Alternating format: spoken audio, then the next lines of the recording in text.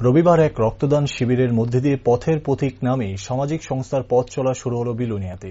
সামাজিক সংস্থার পথ চলাকে সামনে রেখে রবিবার দুপুরে বিলোনিয়া যোগমায়া কালী মন্দির নাট মন্দিরে আয়োজিত হয় রক্তদান শিবিরের। পৌরপিতা নিখিল চন্দ্র গোপ প্রদীপ প্রজ্বলন করে রক্তদান শিবিরের সূচনা করেন। সাথে উপস্থিত ছিলেন বিলোনিয়া ব্লাড ব্যাংকের ইনচার্জ ডাক্তার রাহুল রিয়াং, যোগমায়া কালী মন্দির কমিটির সভাপতি সহ বিলোনিয়া পৌর পরিষদের কাউন্সিলররা। মূলত সামাজিক দায়বদ্ধতাকে সামনে রেখে গত ফেব্রুয়ারি মাসে কিছু শিক্ষিত বেকার উদ্যমী যুবকরা পথের পথিক সামাজিক সংস্থা গড়ে তোলে, যেখানে দুস্থ অসহায় মানুষদের পাশে দাঁড়াবে বলে জানান সংস্থার সদস্যরা। অনেক ভালোভাবে কাজ করতে পারে।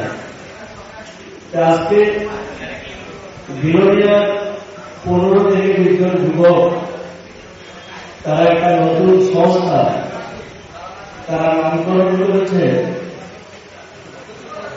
পথের পথিক সামাজিক সংস্থা। তা আমরা যুবকদের কাছ থেকে এটাই আশা করি তারা মানুষের জন্য সময় দেবে, কাজ করবে এবং তার ফলে তারা সেই ভালো কাজ করার জন্য তারা মানসিকভাবে তৃপ্তি পাবে, ভালো কাজের জন্য মানসিকতা ভালো থাকবে, সমাজের জন্য কাজ করলে মানসিকতা ভালো থাকে।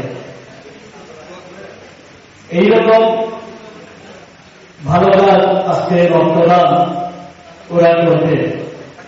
আমরা জানি আমাদের হাসপাতালগুলিতে রক্তের স্বল্পতা রয়েছে।